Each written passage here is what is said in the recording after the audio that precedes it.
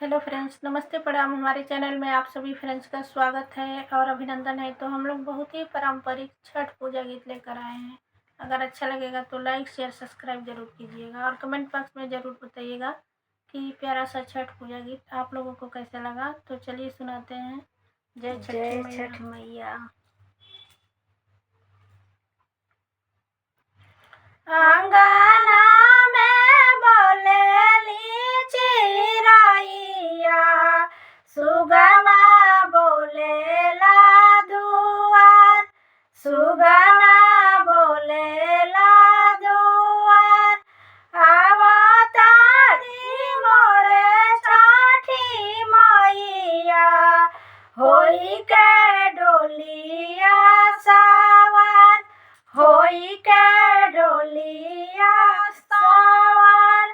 आवतारी मोरे छठी मैया, होई के डोलिया सवार, होई के डोलिया सवार।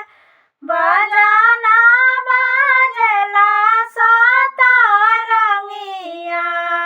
गूंजे धरती आकाश, गूंजे धरती आकाश।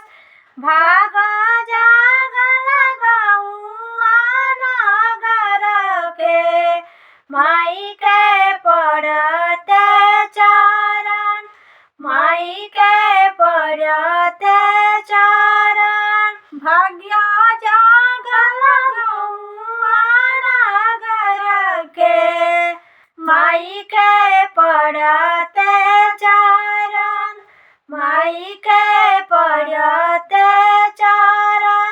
दर्शन खातिर जुटल साजी गौआ, छूटल छुअल चाहे माई के चरण, छुअल चाहे माई के चरण।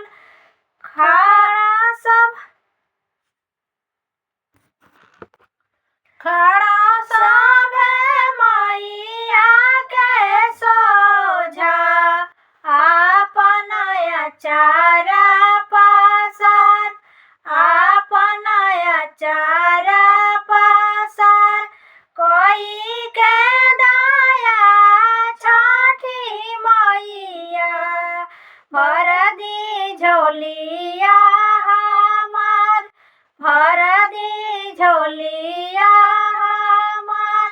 कोई के दया छठी मैया, भर दी झोलिया हमार, भर दी झोलिया हमार।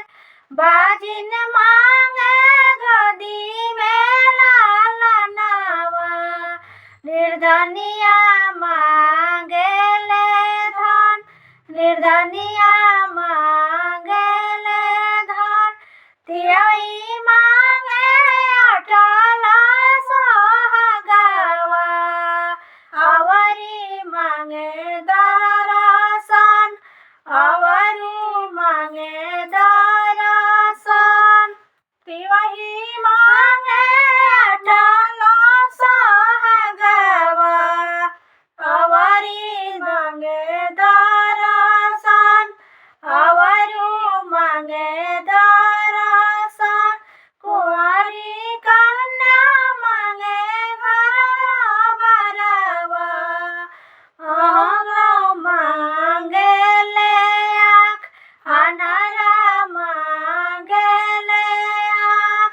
गूंगा जे मांगेले बाड़ी, बालका मांगे बुद्धि ज्ञान, बालका मांगे बुद्धि ज्ञान। आशा पुरौली छठी मैया, सबके देके वरदान, सबके देके वरदान। आशा पुरौली छठी मैया, सबके देके वरदान, सबके के बा